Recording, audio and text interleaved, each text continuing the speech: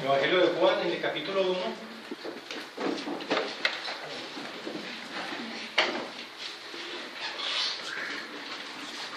Evangelio de Juan, no se paren todavía, seguidita yo les digo cuando lo leamos.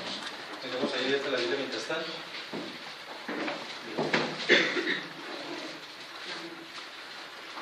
Muy bien, hermanos. Inicialmente, quiero decirles de que el Evangelio de Juan fue escrito por el apóstol Juan más o menos entre el año 80 o 98 después de Cristo. Y el Evangelio de Juan, es decir, el tema de este maravilloso Evangelio no es el reino de Dios, como lo vemos en Mateo, Marcos y Lucas, sino que el tema del Evangelio de Juan no es el reino de Dios, sino el rey mismo. El tema del Evangelio de Juan es el rey mismo, el Señor Jesucristo. Y es el Evangelio de los 7 grandes yo soy, o los 7 yo soy. Donde el Señor dice, por ejemplo, yo soy la puerta. Donde el Señor dice, por ejemplo, yo soy la luz del mundo. Donde el Señor dice, yo soy el buen pastor. Donde el Señor dice, yo soy el pan de vida. Donde el Señor dice también, yo soy la resurrección y la vida. En otra parte dice, yo soy el camino, la verdad y la vida. Y también dice, yo soy la vid verdadera. Así que el Evangelio de Juan es el Evangelio del Rey mismo. El Rey mismo del reino, el Señor Jesucristo. Y aquí vemos en el Evangelio de Juan sus 7 gran yo soy.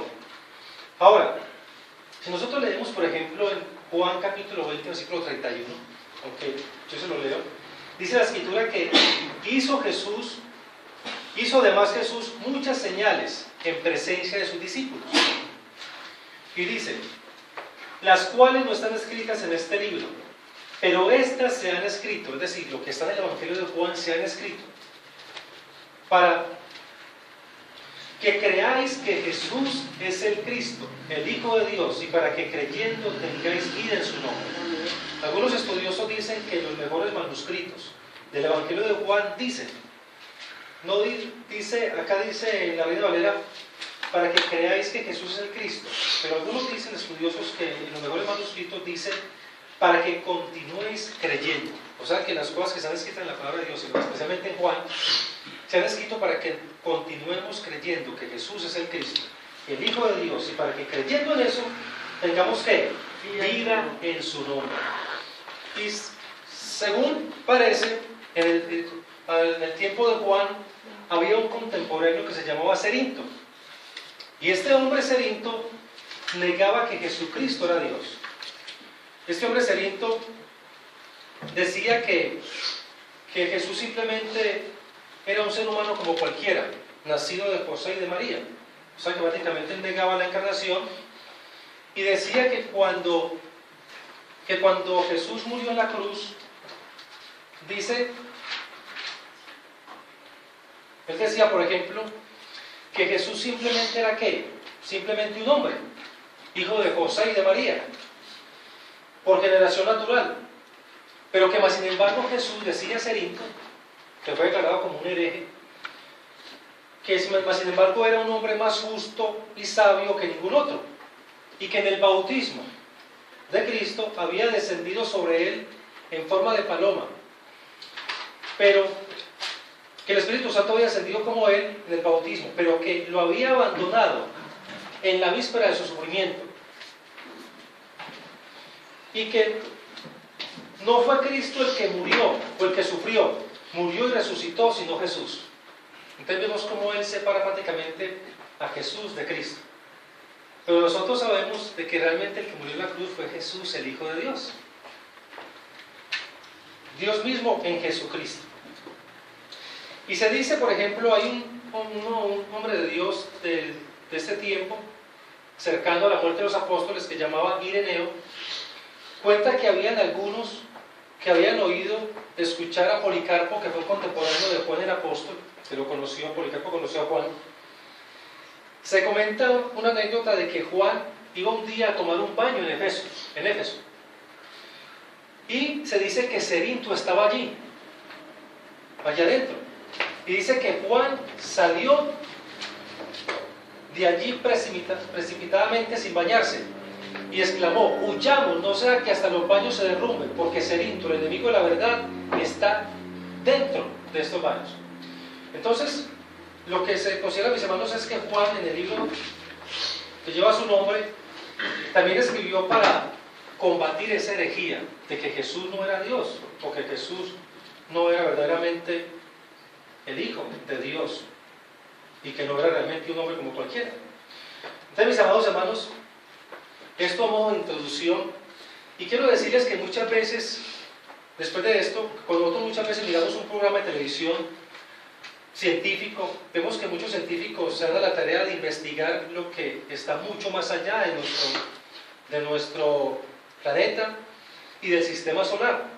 Y a través de la investigación, a través de todo lo que ellos hacen, ellos permiten que muchas cosas de las que nosotros no conocemos, pues tengamos conocimiento de ellas. Cosas maravillosas que ellos descubren en sus investigaciones. Y algunos misterios, digamos entre comillas, que no conocíamos, son descubiertos y nos dan a conocer. Ahora, yo quiero compartirles en esta mañana sobre lo que es el misterio develado. Quiero compartir con ustedes lo que es el misterio develado. No revelado, sino develado. Con D de develado. El misterio develado. Es similar. Como sinónimos. El misterio develado. Y vamos a mirar, hermanos, de que algo interesante. Y empezar diciéndoles ¿por qué les digo esto? ¿Qué es un misterio? Voy a hablar acerca de lo que es el misterio develado. Vamos a ver a qué se refiere ese misterio develado. Normalmente cuando nosotros escuchamos la palabra misterio, pensamos quizás que se refiere, o lo relacionamos quizás con algo misterioso, algo inexplicable, o cuando hablamos algo de misterios como algo que causa cierto temor, o como cierto terror, como algo tenebroso. Pero eso es lo que normalmente nosotros lo relacionamos con lo que, digamos, el mundo normalmente lo relaciona como algo tenebroso, como algo que causa temor, algo misterioso. Pero en el Nuevo Testamento, un misterio es aquello que está más allá de ¿qué? De ser conocido por medios naturales. Es decir, les hablaba a los científicos que ellos por medios naturales, su investigación, sus medios, recursos o algunos instrumentos, aquello que está aquí. Más allá. Es aquello, el misterio, según la Biblia, es algo que está mucho más allá de ser conocido por medios naturales. Más allá de ser conocido por medios naturales. Y les hablaba que los científicos, por medios naturales, a través de su investigación y todo ello, descubren muchas cosas. A través de la razón, a través de la investigación, la observación, en fin, todo lo que tiene que ver con la ciencia. Puede ser conocido por el hombre. Pero un misterio en la Biblia, ningún hombre lo puede conocer. A no ser que Dios, ¿qué? Lo revele. Entonces, según la Biblia, un misterio es algo que está mucho más allá de ser conocido por medios naturales. Y que solo se puede llegar a conocer, ¿por qué? Por la revelación divina. Es decir, si Dios no nos hubiera revelado su palabra, ningún hombre, nadie, podría nunca conocer la verdad de Dios. Y acá tenemos que distinguir lo que es la revelación general de la revelación especial. Sabemos que Dios ha dado dos tipos de revelación, que es la revelación general, que es para todos los hombres, que Dios se da a conocer a través de la naturaleza y la creación. Pero a través de la naturaleza y la creación vemos el poder de Dios, su deidad, y sirve para dejar al hombre inexcusable en el día del juicio. El hombre no va a poder decir en el día del juicio de que no había Dios, porque sus obras muestran que hay un Dios. Pero a través de la creación y la naturaleza, el hombre nunca puede conocer el camino a la salvación. Solamente viene ¿por qué? La revelación especial. Entonces, solamente la revelación especial viene ¿por qué? Por revelación de Dios mismo. Y hay misterios que solamente se pueden conocer si Dios ¿qué? Lo revela. Y la palabra de Dios nos revela el misterio de Dios, digamos, en el sentido de la salvación. Entonces, en otra palabra, un misterio es una verdad divina. Una verdad divina que una vez oculta es ahora revelada por medio de ¿qué? Del Evangelio de Dios. Por eso Pablo dice,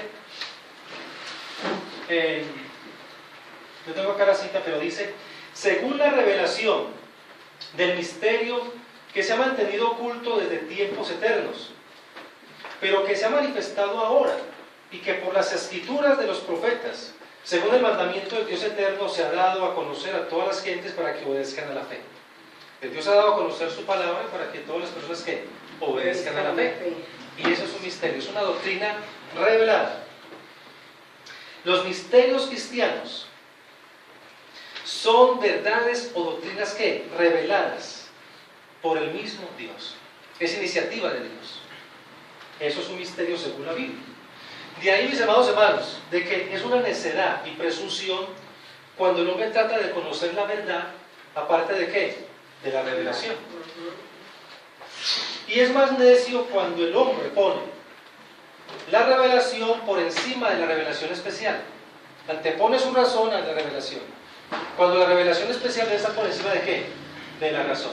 Es por eso que muchos hombres y filósofos lamentablemente llevan siglos tratando de conocer de dónde venimos, por qué estamos aquí, para dónde vamos, y todavía están llenos de especulaciones. Mientras que si vamos a la palabra de Dios vamos a conocer ¿qué? La verdad. Entonces, mis amados hermanos, eso es un misterio. Ahora, ¿por qué les digo que el misterio develado? ¿Qué es develar? Mire, develar es ¿qué? Levantar el velo.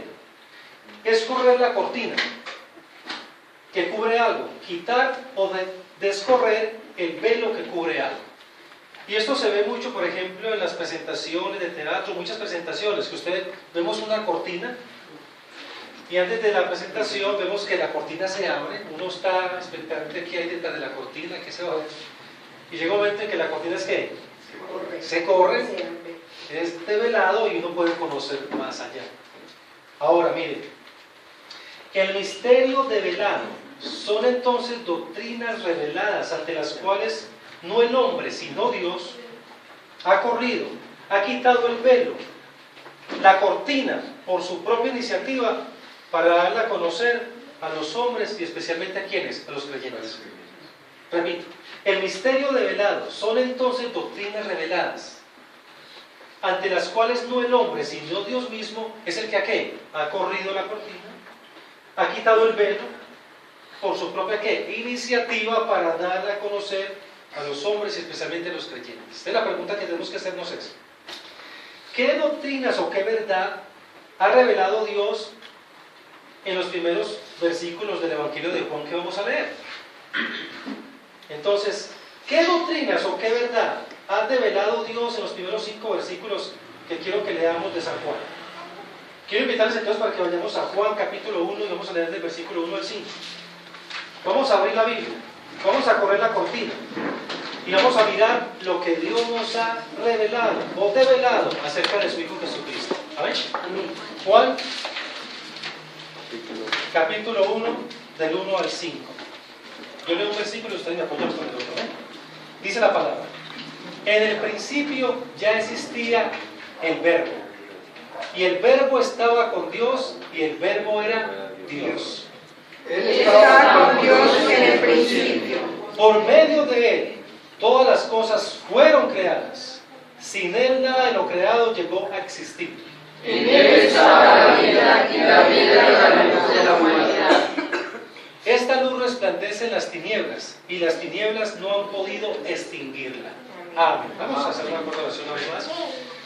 Oh bendito Padre, oh bendito Jesús, Espíritu Santo, en esta mañana, Señor, te alabamos y te bendecimos, te damos muchas gracias por tu palabra. Gracias, Señor, por el misterio develado. Nos has mostrado tu verdad, nos has revelado tu palabra, tu salvación. Hoy queremos, Señor, que nos ayude, Espíritu Santo, a mí en la predicación, a mis hermanos que escuchan, sea edificándonos, santificándonos, enseñándonos, Señor, instruyéndonos, redarguyéndonos, corrigiéndonos, que todo sea para tu gloria, Señor, y el bien de nuestra alma. Te lo rogamos en Cristo Jesús. Muchas gracias. Amén. Amén. Muy bien, hermanos.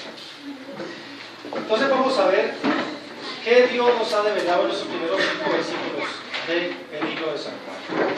Y dice la palabra, comienza diciendo que en el principio, cuando la Biblia dice acá en Juan que en el principio, quiere decir, antes de que Dios creara la materia, o el espacio, antes de que existiera el tiempo, dice que ya existía ¿quién? El Verbo. La Reina Valera dice, en el principio era el Verbo. Acá dice, también muy interesante, dice, ya existía ¿qué? El Verbo. Ahora, muchos de nosotros ya sabemos quién es el Verbo en la Escritura. Sabemos que se refiere al Señor Jesucristo, antes de su encarnación. Y el versículo 14 nos confirma eso. Dice, y el Verbo se hizo carne y habitó entre nosotros, y hemos contemplado su gloria, la gloria que corresponde al Hijo unigénito del Padre, lleno de gracia y de verdad. Entonces, mis amados, bueno, vamos a ver tres cosas. Primero que todo, vamos a mirar la preexistencia del Hijo de Dios, su preexistencia. Dice que en el principio era el Verbo, o en el texto griego habla del logos. El título Verbo es aplicado al Hijo de Dios y no se refiere tanto a una voz o una palabra simplemente hablada. Cuando habla de que Jesús es el Verbo, que ya existía el Verbo, ¿qué es el Verbo? Se está refiriendo a la manifestación personal de Dios. En otras palabras, en la opinión de Melanchthon, que fue un contemporáneo de Martín Lutero, dice que se llama a Cristo el Verbo o la palabra porque es el vocero e intérprete personal de la voluntad divina. Repito, se llama a Cristo el Verbo o la palabra porque es el vocero e intérprete personal de la voluntad divina o la voluntad de Dios.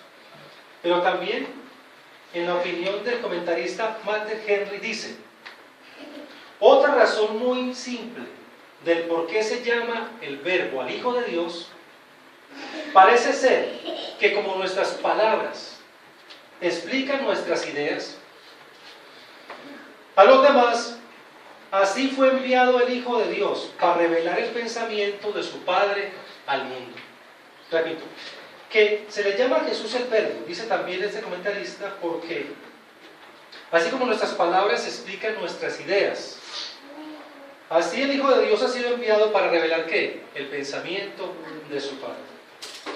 Y en el versículo 18 de Juan capítulo 1 se confirma eso. Dice, a Dios nadie lo ha visto nunca. El Hijo unigénito, que es Dios y que vive en unión íntima con el Padre, ¿nos lo ha dado a qué? A conocer. Entonces, hermanos, en la palabra de Dios hay muchos textos que confirman que en el principio, antes de que Dios creara todas las cosas, ya el Verbo, ya el Hijo de Dios existía, antes de su encarnación. Por ejemplo, el apóstol Pablo dice en Colosenses 1, 16, 17. Colosenses 1, 16, 17 dice el apóstol Pablo: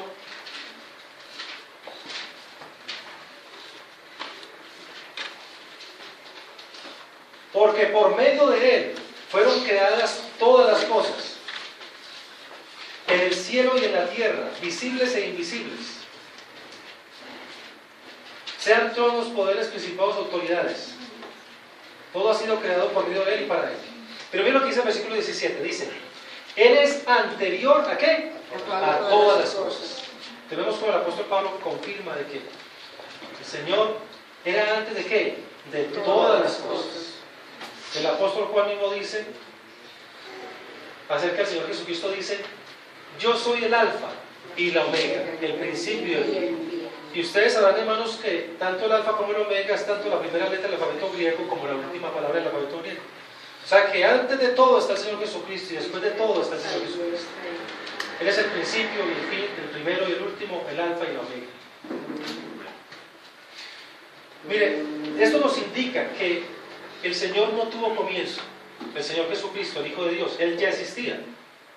Y en sus propias palabras Él dice, en Juan 17, dice: Padre, glorifícame tú al lado tuyo con aquella gloria que tuve contigo antes que el mundo fuese.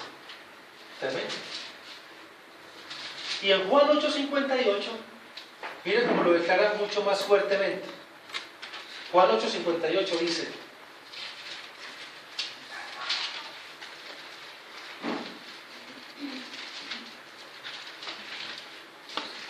ciertamente les aseguro que antes de que Abraham naciera, yo soy.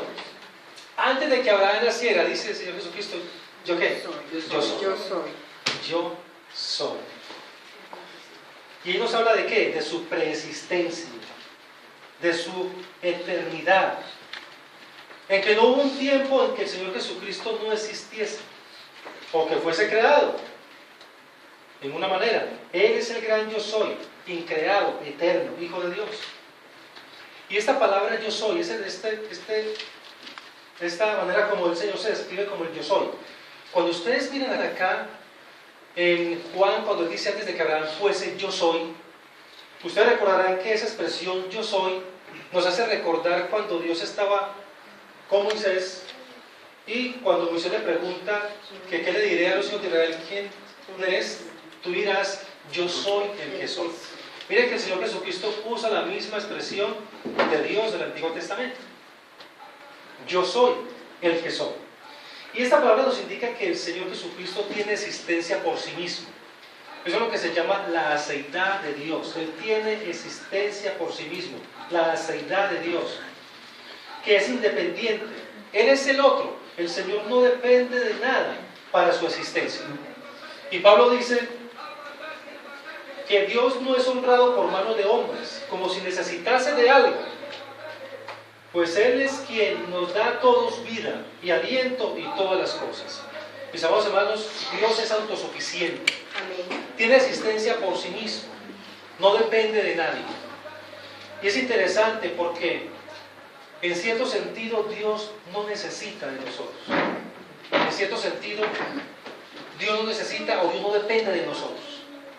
Y eso nos habla de cómo nosotros como criaturas, indiscutiblemente sí que necesitamos y dependemos de Dios. Nosotros dependemos de Dios para nuestra vida, para nuestra salud y para todas las cosas. Por eso, mis amados hermanos, es un gran pecado cuando el hombre trata de vivir ¿qué? A su propia manera. Cuando el hombre trata de ser o de llevar autonomía, ser ley para sí mismo, a espaldas de Dios. Todo hombre que vive a espaldas de Dios y quiere vivir su vida a su manera, lamentablemente está ¿qué? Desconociendo que Él es un ser creado, que depende de Dios. Solamente cuando llegan las cosas difíciles, la tragedia, es que muchos hombres, lamentablemente en su necedad, por un poco reaccionan y se dan cuenta cuánto necesitan de Dios. Yo recuerdo, mis amados hermanos, de que hace poco un sobrino mío se perdió. Normalmente llegaba a la universidad como a las 7 de la noche, eran como las 12 de la noche y no llegaba. Pero no es normal en él que haga eso. Y recuerdo ver a un hermano mío que nunca lo había visto con esa actitud. Pero al ver que fue algo tan inusual, pude ver la reacción de él. Yo creo que cualquier padre, así sea cristiano, se va a preocupar. Pero algo que nos debe diferenciar a nosotros como creyentes del que no es creyente es que nosotros sabemos que Dios tiene el control de todas las cosas, que Él es soberano y que nada sucede sin que Dios lo permita. Él es Dios soberano. Pero pude ver, mis amados hermanos, cómo reaccionó mi hermano, cosa que no lo hacía y ha tratado de vivir tristemente muy a su manera. Cómo reaccionó esa noche cuando su hijo creyó que le había pasado algo. Yo lo vi tan desesperado que me impactó. Y me puedo dar cuenta, hermanos, cuánto necesita un hombre de Dios cuando viene la necesidad y cuando viene la tragedia. Gracias a Dios que no pasó nada. Pero vemos cómo el hombre vivir en dependencia de Dios es una necedad. Nosotros necesitamos y dependemos de Dios. Y como creyentes mucho más debemos de tener una vida que dependiente de Dios en todas nuestras cosas. No hacerlo así es ya nosotros, sí, dejarnos llevar por nuestra propia capacidad o nuestro propio orgullo. Pero no solamente nos dice la Escritura, en Juan 1:1, de que acerca de la preexistencia de Cristo y que Él es autosuficiente, es eterno, el gran yo soy. En segundo lugar nos dice En el principio ya existía el verbo, hemos visto ya eso. Pero en segundo lugar nos dice que el verbo estaba ¿con quién? Con Dios. Y en segundo lugar, hermanos, podemos ver lo que es la coexistencia de Cristo. Que el verbo estaba ¿con quién? Con Dios. Mira, hay una palabra que es interesante que les diga esto, porque muchas veces el texto original en griego nos dice cosas que no podemos ver a simple vista. Pero hay una expresión, esta expresión era con Dios, es una palabra, una frase griega que es prostonteo. Prostonteo. Mire, y esta frase en el griego significa compañía. Cuando dice que en el principio era el verbo y el verbo estaba con Dios. Pero es mucho más que una simple compañía. ¿Sabe qué indica esa frase? Prostonteo indica la más íntima comunión entre Dios y el verbo, o entre el verbo y Dios. O sea, esa frase implica la más íntima comunión entre el verbo y Dios. Porque nos dice que el verbo estaba ¿con quién? Con Dios. Y eso implica la más íntima comunión que tiene el Hijo con el Padre, que tiene el verbo con Dios, o que tiene la bendita segunda persona de la Trinidad, ¿con qué? Con la primera persona de la Trinidad. Mis amados hermanos, y aquí también hay otra aplicación para nosotros, y es que ¿cuánto nosotros necesitamos también estar con Dios de esa manera? ¿Cuánto nosotros también necesitamos fortalecer nuestra comunión íntima con Dios? ¿Cuánto necesitamos, mis amados hermanos, y utilizar los medios de gracia que Dios ha establecido para ello? Nosotros sabemos que los medios de gracia para poder cada día tener una relación más estrecha con Dios, Él nos ha dado su palabra. Él nos ha dado especialmente ¿qué? La oración, como un medio de gracia para tener ¿qué? Esa comunión con Dios.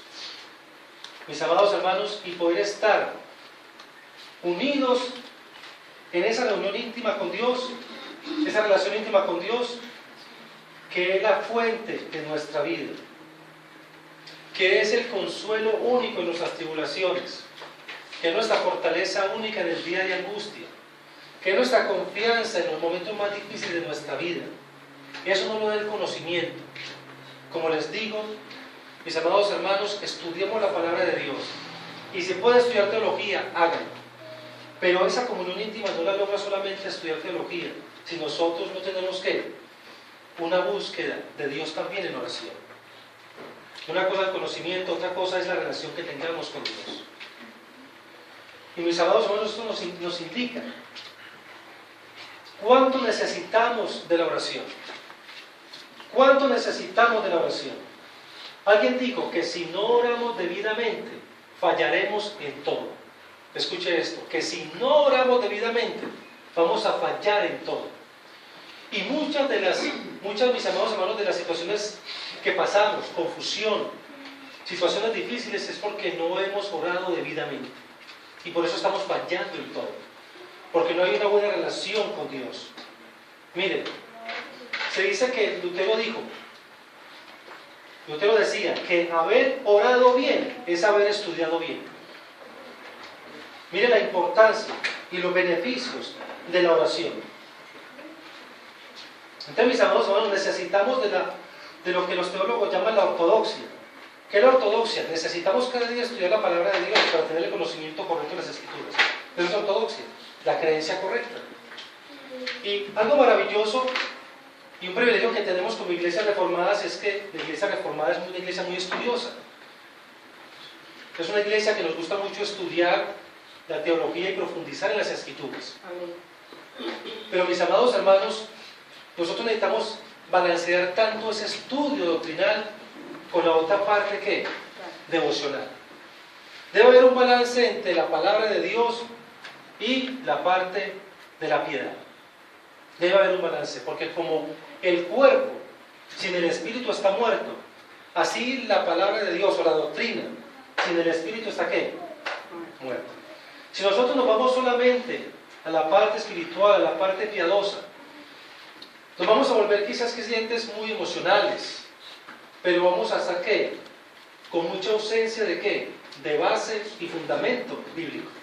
Y vamos a cometer muchos errores.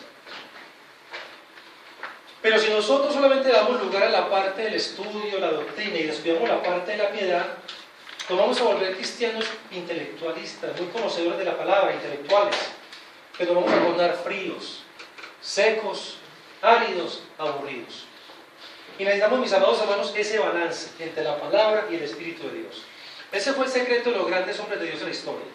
Un hombre como Jonathan Edwards, que fue un gran reformado. Se dice que fue uno de los grandes genios que ha tenido América o Estados Unidos. Era un hombre poderoso a través de que Dios usó para tener un gran avivamiento, un gran despertar en su tiempo, en la iglesia y la salvación de muchas personas. Pero este gran hombre de Dios, ¿cuál era su secreto? Que era un hombre docto, erudito en las Escrituras, pero un hombre que buscaba a Dios, que dependía de Dios, un hombre piadoso. En otras palabras, un hombre lleno de ¿qué? Del Espíritu de Dios. La palabra y el Espíritu, mis amados hermanos, es lo que nosotros necesitamos. No simplemente los grandes predicadores, aún los más sencillos creyentes. Sin eso no podemos vivir una vida cristiana equilibrada. Entonces estamos confiados de los extremos. De estar por allá tanto emocionalismo, aunque no debemos de perderlo.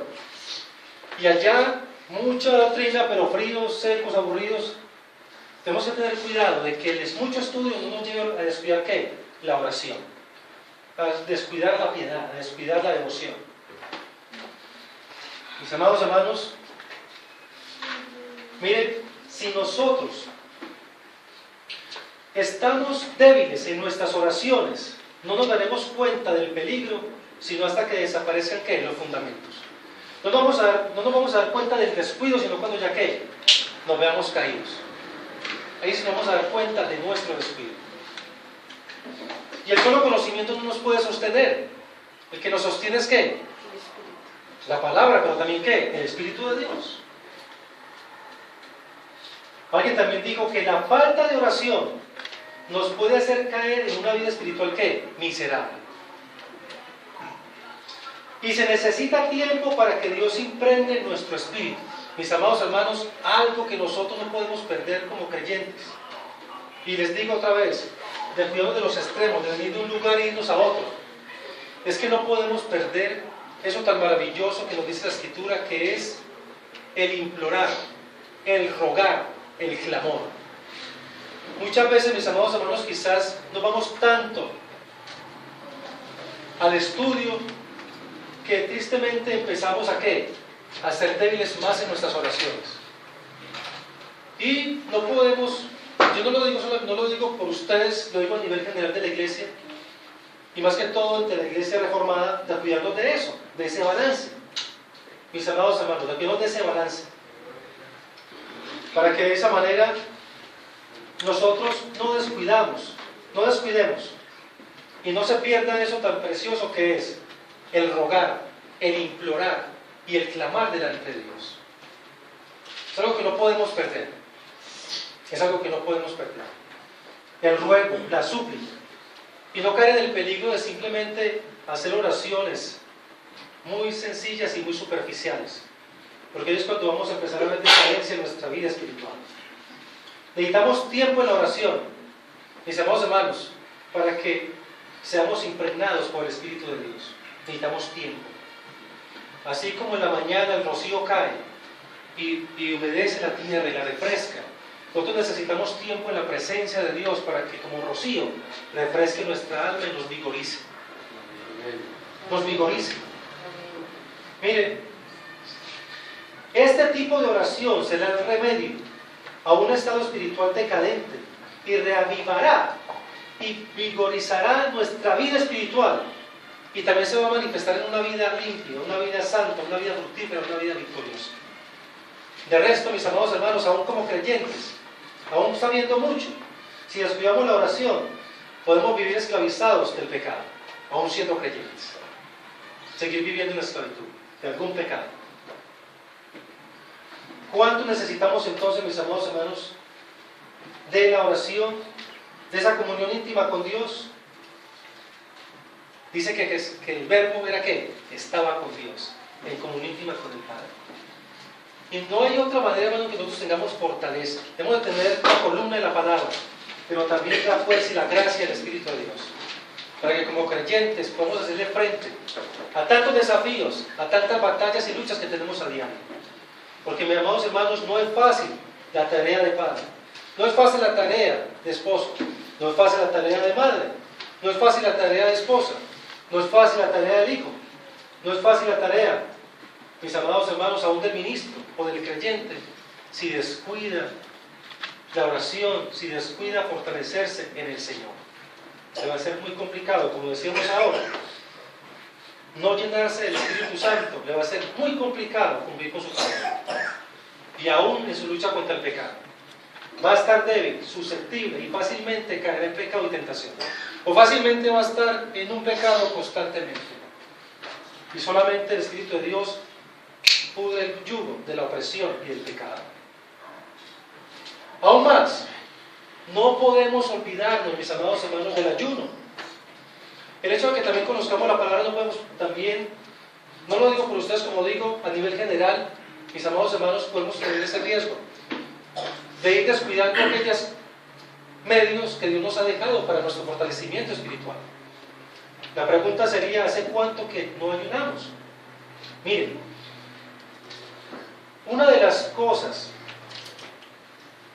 que deberíamos hacer en un momento de crisis es meternos con Dios. No para, como tristemente muchas veces se utiliza mal el ayuno, para deseos egoístas o peticiones egoístas.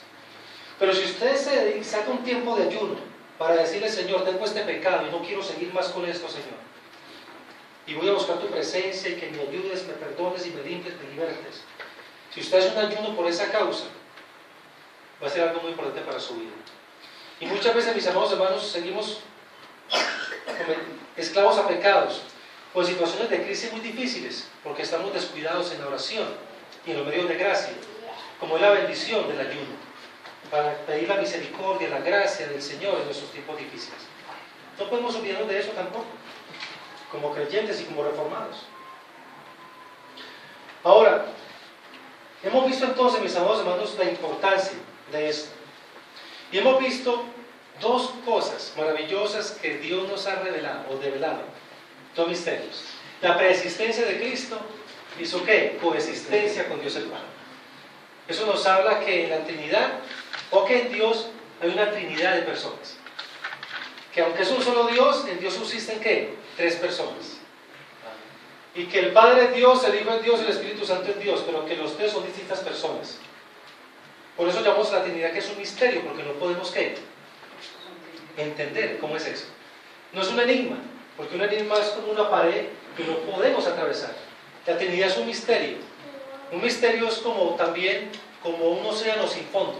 Es decir, podemos sumergirnos mucho en el estudio de la Trinidad, pero nunca vamos a llegar a comprender plenamente cómo es eso, de que Dios es uno y es tres. No tres dioses, un solo Dios y tres personas que subsisten en él. Ustedes miren qué maravilloso como la palabra nos devela la verdad acerca de Cristo. Pero miren que nos dice algo más acerca de Cristo. Dice, repito, en el principio ya existía el verbo, su preexistencia. Segundo, el verbo estaba ¿con quién? Con Dios. Segundo, su coexistencia. Pero tercero nos dice, ¿y el verbo era quién? Dios. Un Dios. ¿Qué dice la Escritura? No, era Dios. Vamos a mirar ahorita un poquito más, pero esto es algo que ha hecho, algo muy delicado que ha hecho, por ejemplo, algunas sectas hoy. Por ejemplo, coger la palabra de Dios y hacer una traducción para que apoye sus propios puntos de vista. Y vamos a mirar cómo hay una falsa religión que ha hecho su propia Biblia para defender sus doctrinas erradas y equivocadas.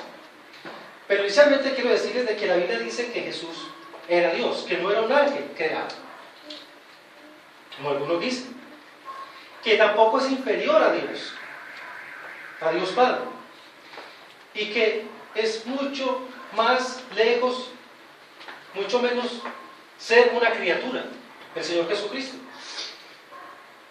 Entonces, mis amados hermanos, nos dice que Jesucristo era Dios, nos dice que es Dios. Ahora, ¿por qué les digo esto? Porque hay religiones hoy o sectas que niegan que Jesucristo es Dios. Por ejemplo, en el siglo IV hubo un hombre que se llamó Arrio. Luego, las doctrinas de él fueron condenadas como heréticas, como falsas doctrinas, lo que se conoce como el arrianismo. En el año más o menos 325 esas doctrinas fueron condenadas, las doctrinas de Arrio, o el arrianismo. Porque él decía que Jesús no era Dios, que Jesucristo fue la primera criatura que Dios, digámoslo así, creó. Y que después de crear a Jesús, Dios hizo el mundo. Pero cuando ustedes se ponen a mirar lo que creía Arrio, ustedes se van a dar cuenta que los testigos de Jehová es una resurrección del arrianismo antiguo, o sea que no es algo nuevo. Eso es lo que enseña el testigo de Jehová, que Jesucristo no es Dios. Que Jesucristo fue un gran hombre, pero no dicen que sea Dios, dicen que fue un ángel antes creado o que es inferior a Dios. Y esto es bastante delicado, y eso es lo que, por ejemplo, ha hecho tristemente esta secta, y es que ha acomodado aún la Biblia que ellos tienen, es una Biblia que ellos mismos han manejado o traducido a su propio gusto para que apoye sus doctrinas. Y acá donde dice, por ejemplo, que Jesucristo el verbo era Dios, ellos escriben que el verbo era un Dios. Ustedes pueden verlo en la Biblia que se llama Traducción del Nuevo Mundo, la Biblia de ellos. Entonces, vemos como el arrianismo del siglo IV es la resurrección de los testigos de Jehová en nuestro tiempo. Y hay que tener mucho cuidado.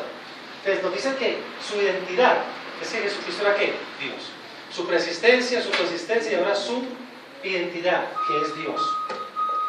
¿En qué vemos que es Dios? Por ejemplo, dice que, versículo 13, que todas las cosas por él fueron ¿qué? Hechas. O sea que nos dice que Jesucristo es el rey de ¿qué? De la creación. Y cuando dice que Jesús es el rey de la creación, está diciendo que él es ¿qué? Dios soberano. ¿Qué significa que Dios es soberano? Que él tiene la fuerza y el poder para hacer su voluntad. Y ustedes se imaginarán el poder que se necesita para controlar, para manejar y para tener poder sobre todo el universo y sobre todo el mundo.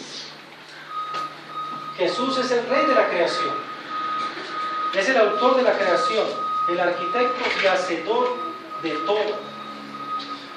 Pero no solamente nos dice que es el creador como un testimonio de que es Dios, también nos dice que él es la vida. Miren, versículo 4 dice, en él estaba la vida. ¿Y la vida era la luz de qué? De la humanidad. De la humanidad.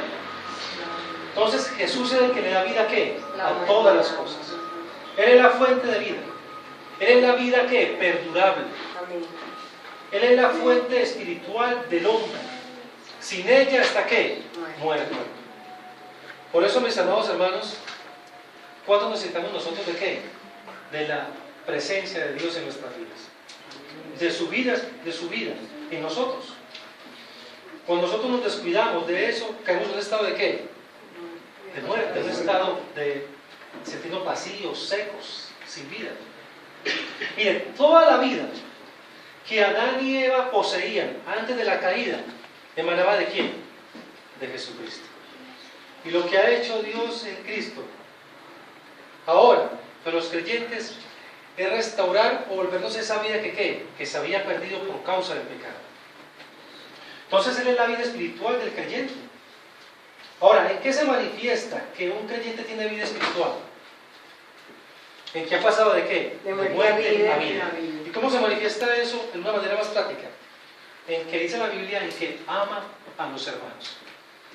Cuando un creyente tiene la vida espiritual de Cristo, está en comunión con Cristo, en íntima comunión con Él, ¿en qué se manifiesta esa vida? En que ama a los hermanos. ¿No ha notado usted que cuando usted empieza a descuidarse, o usted sabe que está espiritualmente decaído, ¿no nota usted que el amor por los hermanos empieza a enfriar y a perder? Y es cuando crecen malos conflictos, malas disensiones, los celos entre nosotros. La falta del amor de Dios cuando lo necesitamos, mis amados hermanos. Entonces, mire cuánto necesitamos de Él y depender de Él para todo. Él es la vida espiritual del creyente y de la santidad del creyente. Es que sin Él tampoco podemos ser santos. Aunque tenemos la responsabilidad, la santidad viene de Él. La santidad viene de Él. Pero también nos dice que no solamente la vida, dice que es la luz de ¿qué? La luz de los hombres. Y si nos habla que es la luz de los hombres, ¿qué trae por implicación? Que los hombres están sumidos en ¿qué? En tinieblas. Eso nos habla de oscuridad, ¿qué? Moral y espiritual. Miren lo que usted ve, lo que vemos por las noticias y lo que vemos a diario. Ahí se ve que el hombre está en ¿qué? En tinieblas, o moral, espiritual. Y la vida de Dios es nuestra luz. Pero a causa de la caída, el hombre está ¿qué? Está en la oscuridad. A causa de la caída, el hombre está en pecado, esclavitud, ignorancia, incredulidad, confusión. Y está necesitado grandemente ¿de qué? De la luz espiritual. En el hombre no hay luz, por eso dice la Escritura que el hombre caído, dice que no hay uno justo ni aun uno, no hay quien entienda. El hombre sin Cristo no puede entender las cosas de Dios porque está ciego en la oscuridad. Y mis amados hermanos, a pesar de todos los descubrimientos y avances del arte y la ciencia, dice Isaías 62, que tinieblas cubren la tierra y oscuridad los pueblos.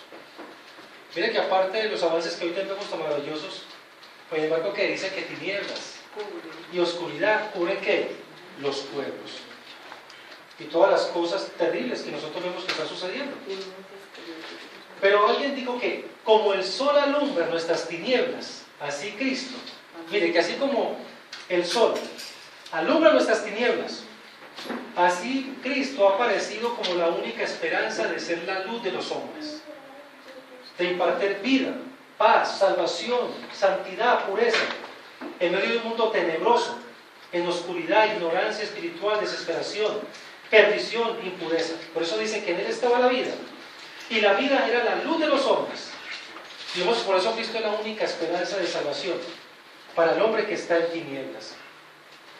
Mis amados hermanos, y es que el hombre, como decía alguien, el hombre es como un borracho que está dormido. Mis amados hermanos, estas de las tinieblas del hombre, que el hombre es como un borracho que está dormido en los rieles de un tren, que cuando no va a despertar, en vez de dar gracias, se enoja con usted. Y eso es lo que pasa solamente con el hombre ahora. Uno puede compartir la palabra de Dios y en vez de dar gracias por su bien, se enoja con usted, o lo insulta, o llega al colmo en otros lugares, o hemos sucedido la historia de agredir o hasta matarlo por la fe. Entonces, mis amados hermanos, dice la Escritura que la luz, versículo 5 dice, esta luz resplandece en las tinieblas, y las tinieblas no han podido extinguirla. Miren, hermanos, la luz disipa las tinieblas y vence las tinieblas e invita a todos, la luz que es Cristo, para que lo acepten, para que reciban su vida eterna y la luz de Él que conduce a la gloria de Dios. Él ha venido al mundo para hacer respecto de los pecadores lo que el sol es respecto de todo el sistema solar. Miren, un centro de luz, calor, vida espiritual. Y si sigues a Cristo, como dice su palabra, no andarás más en las tinieblas del pecado, la confusión, la ignorancia, la esclavitud. Porque la palabra tinieblas en el Nuevo Testamento es una palabra griega que puede significar pecado. Es decir, alguien que está en tinieblas es que está en pecado. Como dice 1 Juan 1.6. Miremos por ejemplo lo que dice 1 Juan 1.6. Estar en tinieblas es estar en pecado. 1 Juan 1.6.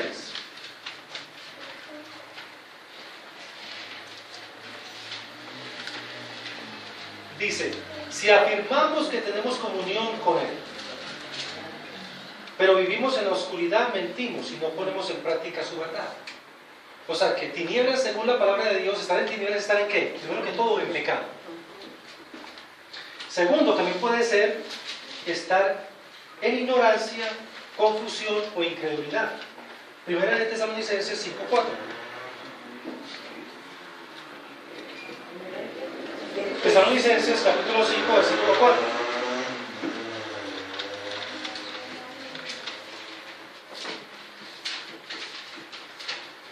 Entonces, estar en tinieblas es estar o en pecado, o estar en ignorancia, confusión o incredulidad. Primera de Tesalonicenses dice, ustedes en cambio, hermanos, no están en la oscuridad, o es decir, o en ignorancia, o en confusión, sino, dice, ustedes en cambio, hermanos, no están en la oscuridad para que ese día los sorprenda, ¿qué? Como un ladrón. Todos ustedes son hijos del día, de la luz y del día. No somos de la noche ni de la oscuridad. Y dice, no debemos pues dormirnos como los demás, sino mantenernos ¿qué? Alerta. Entonces el creyente tiene la luz de Cristo, tiene conocimiento, no está en ignorancia. La palabra tinieblas puede notar también pecado o estar en ignorancia, o estar en oscuridad, moral o espiritual, como dice Juan 8:12, que dice, yo soy la luz del mundo, el que me sigue no andará en ¿qué? En En tinieblas. tinieblas. O sea, en el pecado, en ignorancia, confusión, desesperación. Hay unas frases que a veces uno escucha en los reporteros o los periodistas de las noticias, y es que al anunciar una noticia bastante terrible, dicen, bueno, está pasando y esto y esto. Están matando por un celular, o los muchachos jovencitos ya menores de edad se están matando entre ellos. Entonces, muchas veces el periodista dice, ¿qué está pasando? O sea, ¿qué está pasando con nuestra sociedad? Lamentablemente eso es tinieblas. Estar en oscuridad, estar en tinieblas, en ignorancia. ¿De qué? De la luz de la palabra de Dios. Un creyente no puede decir qué está pasando, él sabe lo que está pasando. Él sabe que la consecuencia es el pecado, él sabe que la consecuencia es la obra del diablo, él sabe que la consecuencia es la rebelión del hombre, él sabe que la consecuencia es la depravación total humana del hombre. No que el hombre sea como el diablo, sino que el hombre en todas sus facultades está contaminado por el pecado. Mente, emociones, voluntad, conciencia y todo lo que hace y dice está contaminado por el pecado.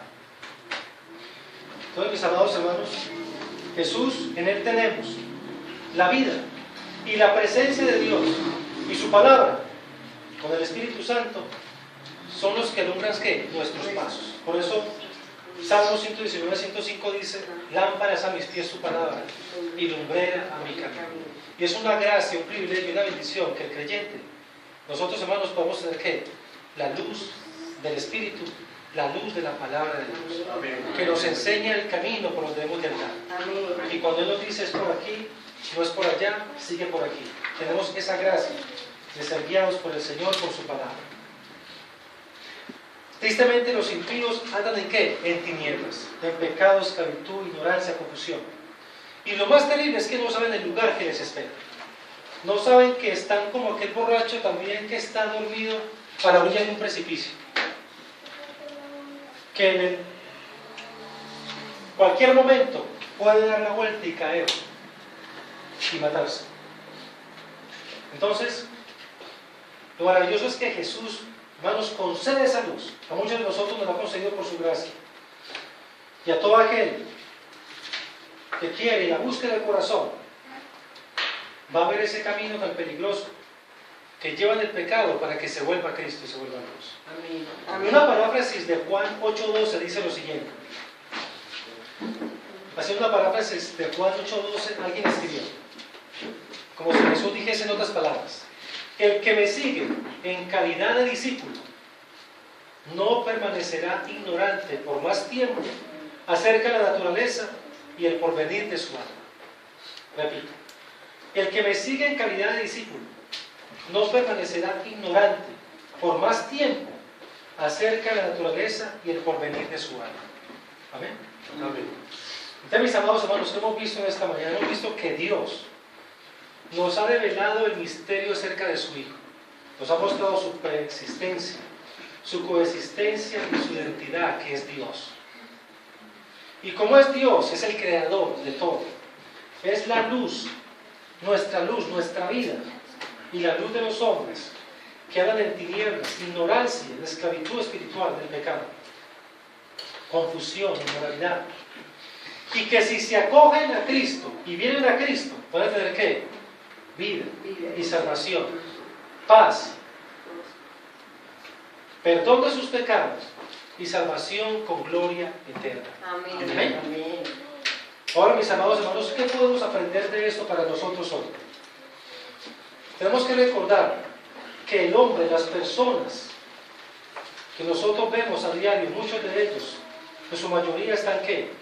En una terrible situación, desesperada, en tinieblas, en pecado, ignorancia, incredulidad. Mira lo que están haciendo las muchachas hoy, lo que están haciendo los jóvenes hoy, lo que están haciendo los hombres hoy, aún los que se les llama, se les dice los de cuello blanco, desde más arriba hasta más abajo, vemos lo que está pasando. Mis amados hermanos, Pero en Cristo está lo que necesitan: su vida, salvación, luz, esperanza.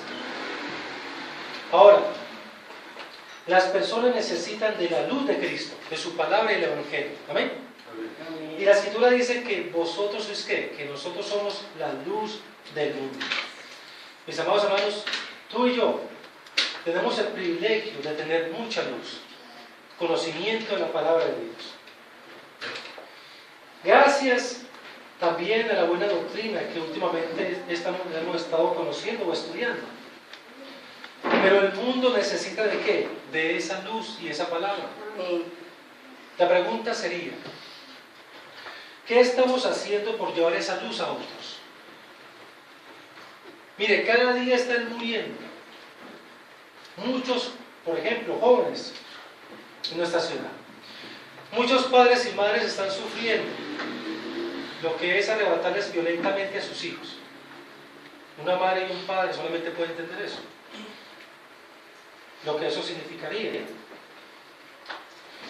Mire, ¿cuántos hay en esta ciudad que están destruyendo sus vidas con el alcohol, el vicio, la prostitución? ¿Cuántos morirían esta noche o mañana violentamente y van al infierno? Entonces, mis amados hermanos, ¿cuánto necesitamos nosotros mirar, ir hacia afuera de los muros de la iglesia y salir más continuamente a evangelizar, compartir el evangelio, o a nivel personal al que tengamos la oportunidad?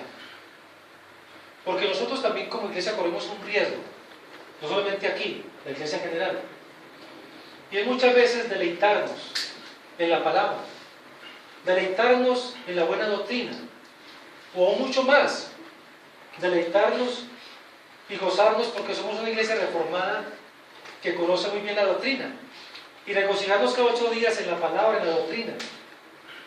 Pero lamentablemente, mis amados hermanos, solamente dejarlo para nosotros cada 8 días, y en la semana no compartir lo que conocemos. Entonces, esto nos debería llevar para que Dios nos ayude a compartir más el Evangelio con lo que están afuera. Y de seguro, hermanos, que la mayoría de hombres y mujeres o jóvenes no van a venir a la iglesia. La mayoría no van a venir. Nos toca a nosotros no esperar que ellos vengan, sino que nosotros ¿qué? Vayamos a ellos. A los parques o a las calles, a las esquinas. Entonces, mis amados hermanos, quizás muchos, a nivel general de la iglesia, estamos muy cómodos en la iglesia, gozándonos, deleitándonos en la doctrina. Pero quizás estamos fríos, insensibles, indiferentes a los que nos rodean. Que Dios nos ayude, mis amados hermanos. Ahora, en otra parte, o en otra manera, mis amados hermanos, dice la Escritura que cuando andamos en luz, ¿qué va a pasar? Dice que nos vamos a amar unos a otros. Entonces, mire la importancia que necesitamos de andar en luz o andar en comunión con Dios, porque es la única manera en que vamos a poder ¿qué? Crecer en amor, crecer en unidad. Cuando no estamos en luz, es decir, cuando estamos en pecado o estamos descuidados, eso va a afectar también ¿qué? Nuestra vida como iglesia. Y aún en muchas áreas de nuestra vida nos va a afectar esa falta de unidad, esa falta de amor, esa falta de comunión, que solamente podemos tener con Cristo. Mis amados hermanos, y en una palabra, el pecado es el epicentro de todo. Mire, el pecado es el que no nos deja funcionar no te deja funcionar como padre. El pecado no te va a dejar funcionar como madre, ni como esposo, ni como esposa. El pecado no te va a dejar funcionar ni como hijo, ni como ciudadano, y muchas veces, mis amados hermanos, el pecado no te va a dejar funcionar prácticamente en todas las áreas de tu vida. El pecado es el epicentro de todas nuestras amarguras, nuestra confusión, nuestro dolor, nuestra aflicción, no siempre. Pero el pecado es la causa, mis amados hermanos, que nosotros no podemos funcionar, ni como creyentes, ni como esposos, ni como hijos, ni como madres, ni como padres, ni aún como trabajadores, ni ciudadanos. El pecado no nos deja funcionar ni como ciudadanos, porque el pecado puede ser aún que el creyente no respete las señales de tránsito, que el creyente no pague sus impuestos. El pecado nos puede llevar hasta allá.